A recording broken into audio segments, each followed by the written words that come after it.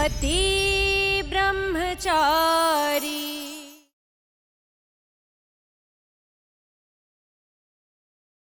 ये घिनौनी और भद्दी सच्चाई आप लोग छुपा नहीं सकते।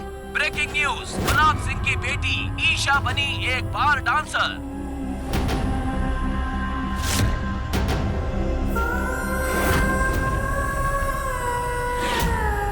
मैं ये रिश्ता तोड़ने आई हूँ। ये शादी नहीं होगी।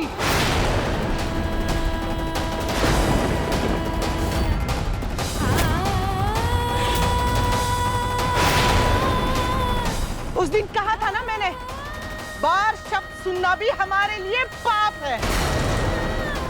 और आप लोग अपनी बहू को बार में नचा रहे हो। और आप ये उम्मीद रखते हैं कि हम आपकी बेटी को बहू बनाएंगे? कभी नहीं। हम इज्जतदार लोग हैं, समाज में हमारी इज्जत है। हम किसी भी ऐसे परिवार से अपना रिश्ता नहीं जोड़ेंगे जिसकी बहू बेटियां बार में नाचती हो। और क्यों नहीं नाचेगी आपकी बहू ऐसी जगह जाके जब उसका पति ही खुद गुंडा ब्रह्मचारी है। और घर की बहू की ऐसी हरकतों का असर बेटियों पे तो होगा ही ना।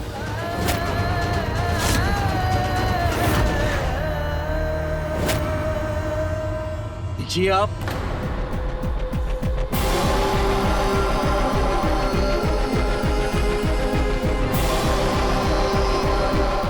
मैं आपके हाथ जोड़ता हूँ, ये शादी मत तोड़िए, मत तोड़िए।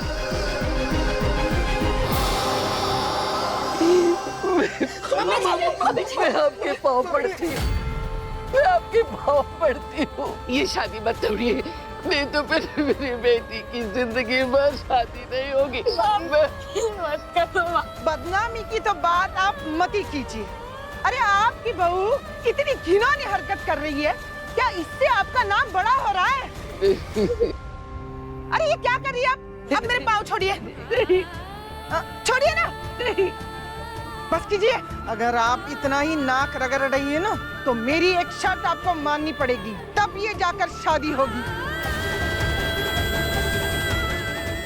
मैं आपकी सारी शर्तें मानने को तैयार हूँ, बस हाँ कर दीजिए। तो ठीक है, अगर रिया मेरी बहू बन के आई तो इस घर में वो वापस नहीं आएगी।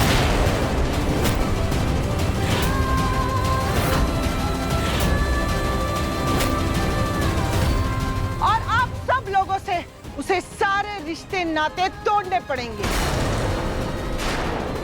खास करके इस भाभी से।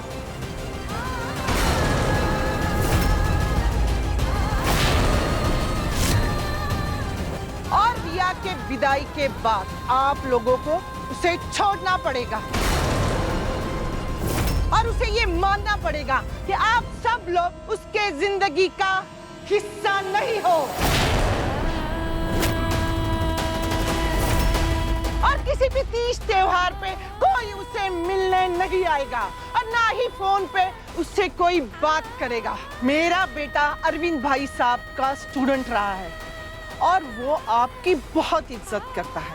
इसीलिए अगर मेरी शर्त पूरी की जाएगी तो ही मैं इस शादी को हाँ करूंगी, वरना हमें माफ कीजिए।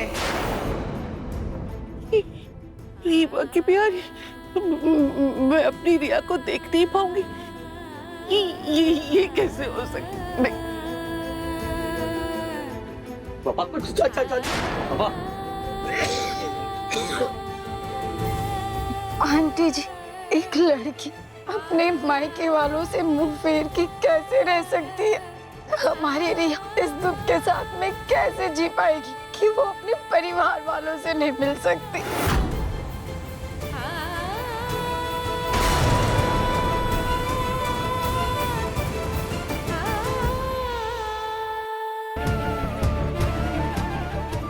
ये क्या किया? तेरे किए हुए काम की सजा इस घर की बेटी भुगतेगी। देख तमाशा, ये सब तेरा किया धरा है।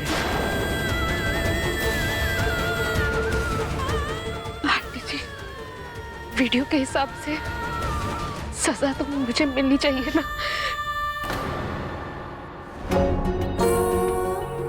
रिया बेचारी की क्या गलती है? उसने तो ऐसा कुछ भी नहीं किया। उसे ऐसी सजा मत दीजिए जब उसे मायके और ससुराल में से किसी एक को चुनना पड़े।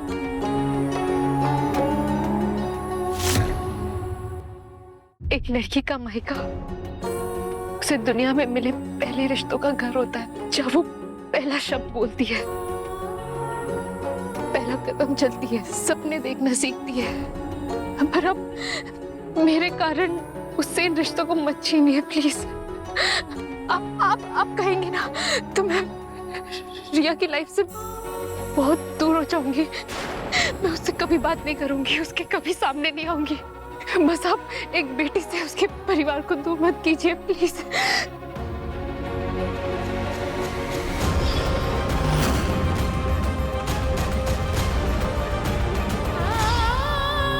आप कहेंगी ना तो मैं रिया की शादी में भी शामिल नहीं होंगी।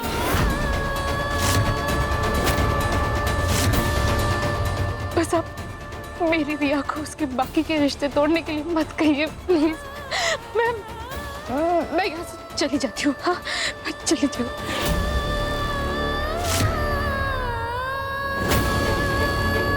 एक मिनट भाभी।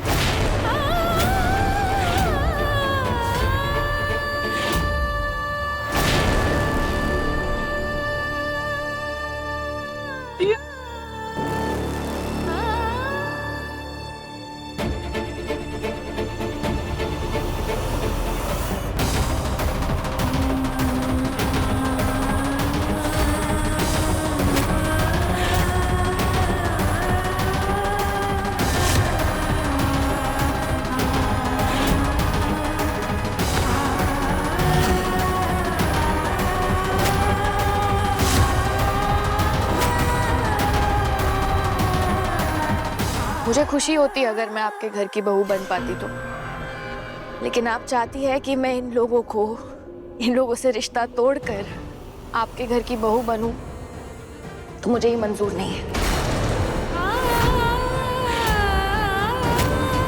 ईशा भाभी मेरे मायके का हिस्सा है, मेरा परिवार है, वो छोड़ नहीं सकती उन्हें मैं। आप ये जोड़ा लेकर जा सकती हैं। रिया, दिमाग खराब है तेरा। ये क्या कर रही है तू? मैं ये रिश्ता तोड़ रही हूँ माँ। अफसोस तो बस यही है, ये रिश्ता उसी दिन तोड़ देना चाहिए था जब इन्होंने चाचा जी से वो बाइक वाली शर्त रखी थी। साफ शब्दों में कहूँ तो दहेज मांगा था।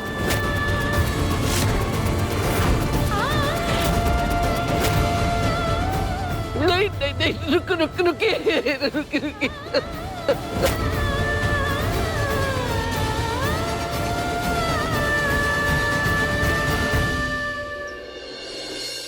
ब्रेकिंग न्यूज, गुलाब सिंह की बेटी ईशा बनी एक बार डांसर। वाह भाई ईशा वाह, आईएएस बनते बनते तुम तो बार डांसर बन गई। वैसे कुंडों के बीच तुम्हें लाचार, बेबस, कमजोर और ऐसे रोते हुए देखकर ना महीनों बाद मेरे दिल को इतना सुकून मिल रहा है, मजा आ गया। वैसे अभी तक ये वीडियो देखकर तुम्हारे ससुराल में तो हंगामा मच गया होगा। सरला वो तुम्हें ताने दे रही होंगी, सूरज इस बात का पता लगाने की कसम खा रहा होगा कि आखिर ये किया किसने है। लेकिन इस बार वो कुछ पता नहीं कर पाएगा, क्योंकि ना तो मैं अपना मुंह खोलूंगी और ना ही मेरा प्यादा। तुम्हें तो काम से निकाल दिया गया था ना, फिर क्यों आए हो यहाँ? देखो गुलाब सिंह जी शहर के बाहर गए हैं, तो चुपचाप यहाँ से चले जाओ, क्योंकि अगर वो आ गए और उन्होंने तुम्हें यहाँ देखा तो तुम जेल में सड़ोगे। मेरे पास कुछ ऐसा है जिसे देखने के बाद गुलाब सर मुझे जेल नहीं, काम पर वापस रखेंगे। ऐसा क्या है तुम्हारे पास?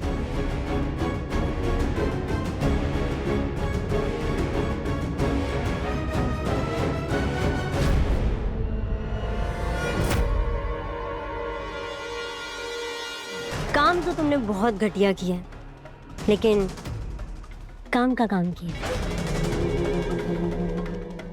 जितने पैसे गुलाब जी तुम्हें देते हैं, मैं उससे दुगने पैसे दूंगी। बोलिए, काम क्या है?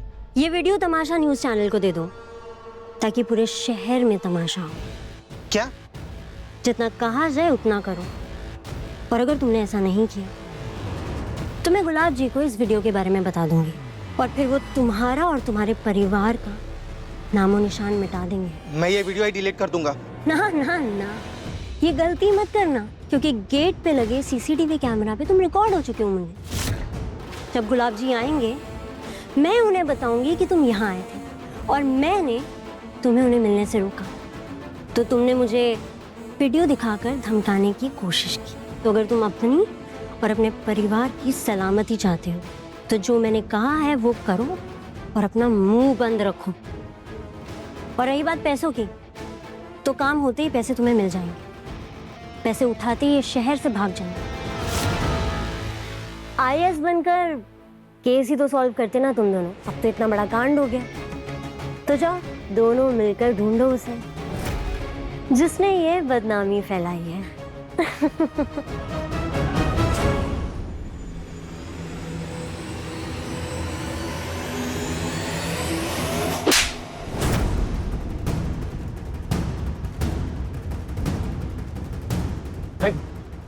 ताइमा क्या कर रही हो? नहीं ताइमा, छोड़िए, क्या कर रही है आप? छोड़िए ताइमा, छोड़, खबरदार। तो कोई बीच में आए। आज मेरे दरवाजे से मेरी बेटी की बारात लौटी है, इसकी वजह से।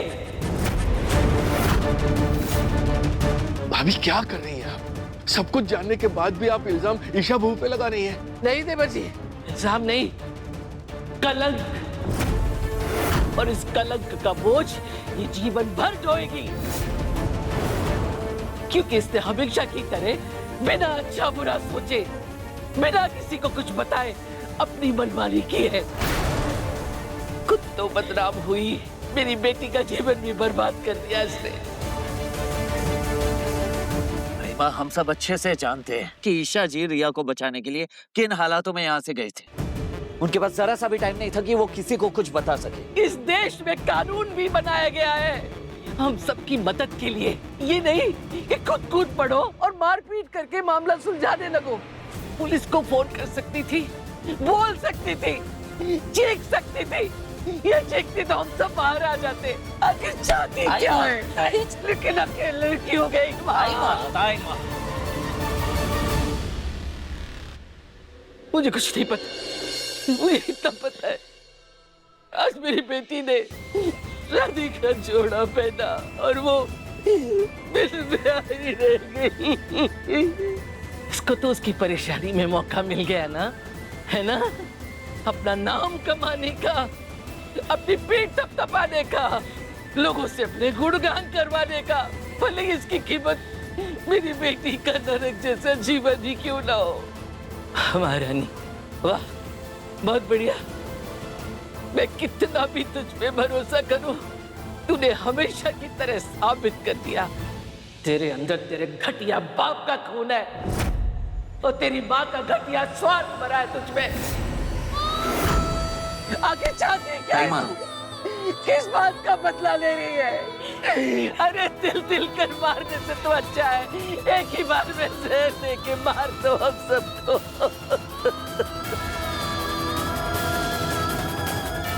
तैमा, मेरा यकीन करिए, मैं अगर उस वक्त रिया के पीछे नहीं भागती तो हमें कभी पता नहीं लगता कि वो लोग रिया को कहाँ ले जा रहे। मेरे पास फोन भी नहीं था, मैं बस रिया का पीछा करके उसे हर मुसीबत से बचाना चाहती थी ताइमा, और कुछ भी नहीं। ताइमा, ईशा जी रिया को बचाने में कामयाब भी हो गई थी, लेकिन वो उसे बचाते बचाते खुद फंस गई। सदमे से गुजर रही है वो, उनका वीडियो वायरल हुआ है। एक बार भी आप ये नहीं सोच रही है कि उनके दिलो दिमाग पर क्या गुजर रही है और आप उन्हें ये सब बातें सुनाई जा रही है। एक मिनट भाभी, एक मिनट। रिया की शादी टूटने, आपकी आंखों में आंसू, बहू की बदनामी और इस घर की खुशियों को बर्बाद करने के लिए अगर कोई जिम्मेदार है तो वो मैं हूं। मैंने सोचा था कि मैं बाप वो संभाल लूंगा, पर मैं भूल गया था कि ये बाप अभी एक बूढ़ा और कमजोर हो चुका है। बेटी को बचाने के लिए अपनी बहू और बेटे को सताया। बेटे को मारा, बहू जिसे इस घर की लक्ष्मी कहा जाता है उसे इस घर से निकाल दिया। कब इस घर में कदम तब रखना जब अपनी जिद छोड़ दे, वरना इस घर में तेरे लिए कोई जगह नहीं। और अगर आज मुझे सच्चाई की लड़ाई में पापा जी के खिलाफ भी जाना पड़ेगा तो मैं जाऊंगी। तुम IAS बनोगे और मैं तुम्हारा साथ दूंगी।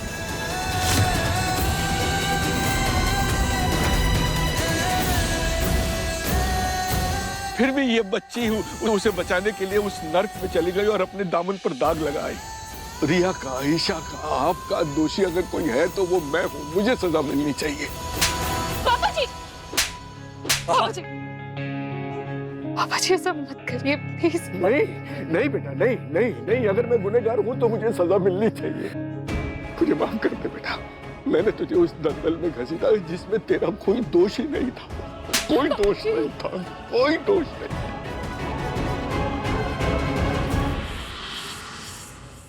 वाह, हमेशा की तरह इस बार भी महारानी सही साबित हो गई। देवर जी, आपने बिल्कुल सही कहा।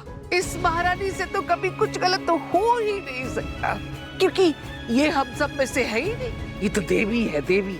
जैसे भगवान की लीला हम नहीं समझ सकते ना, वैसी इस महारानी का किया हुआ हम में से कोई भी नहीं समझ सकता। एक काम करते हैं देवर जी, हम सब मिलकर के इसका एक मंदिर बना देते हैं घर में। हाँ,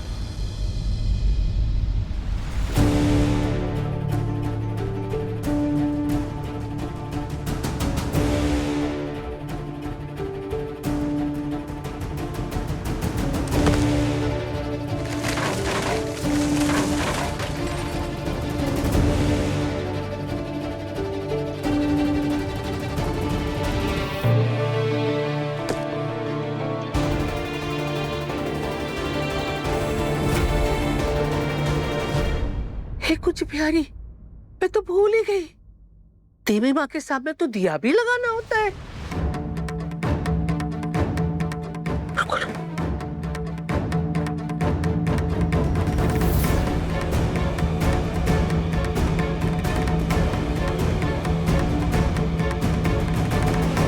प्लीज बस कीजिए नाइमा, माँ बस कीजिए प्लीज। क्या कर रही है, मत कीजिए सब प्लीज। इस घर में देवी तुल्य बहू के प्रकट होने से पहले हम सब कितने खुश रहते थे, लेकिन जब से ये महान देवी बहू इस घर में आई है ना, इसकी मॉडर्न सोच और इसकी नासमझी भरे फैसलों ने इस घर की खुशियों में आग लगा दी है। और आज इस देवी का चमत्कार तो देखो। आज इस घर से बेटी विदा होनी थी। घर की सजावट, मिठाइयां सब तैयार थी, लेकिन बहू की कृपा, इस देवी की कृपा कि घर की बेटी घर में ही बैठी रह गई। अब मैं इस सब का क्या करूं? क्या करूं?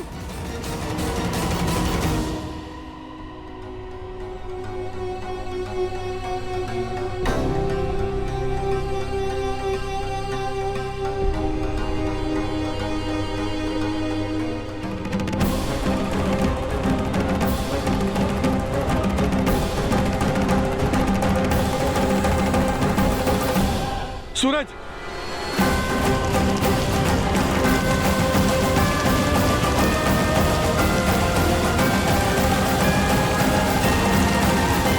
बाबू,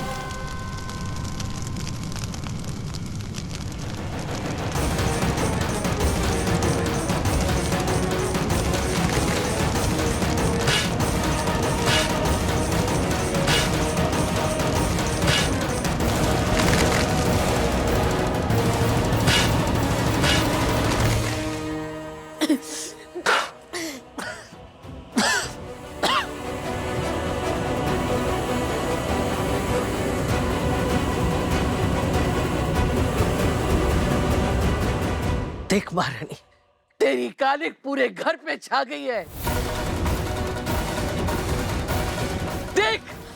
मानता की देवी, तूने हम सबकी खुशियों की चिता जलाई है। देख, हमारे ख्वाबों की राख उड़ाई है। देख देख। मामा प्लीज अंदर चलिए। मामा प्लीज चलिए, अंदर चलिए, प्लीज चलिए।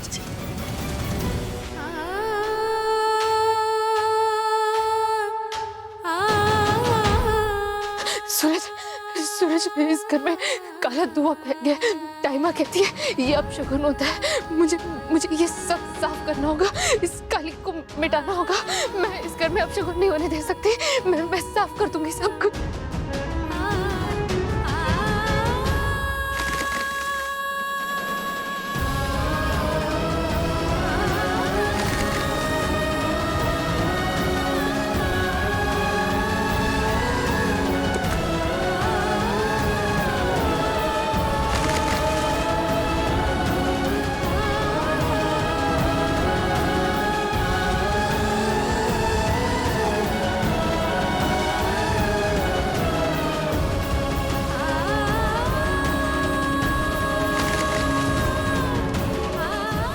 आप इतनी अच्छी क्यों हैं ईशा जी?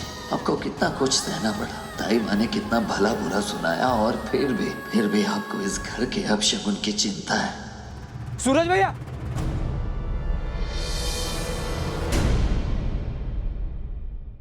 अनिल जीजा का पता चल गया।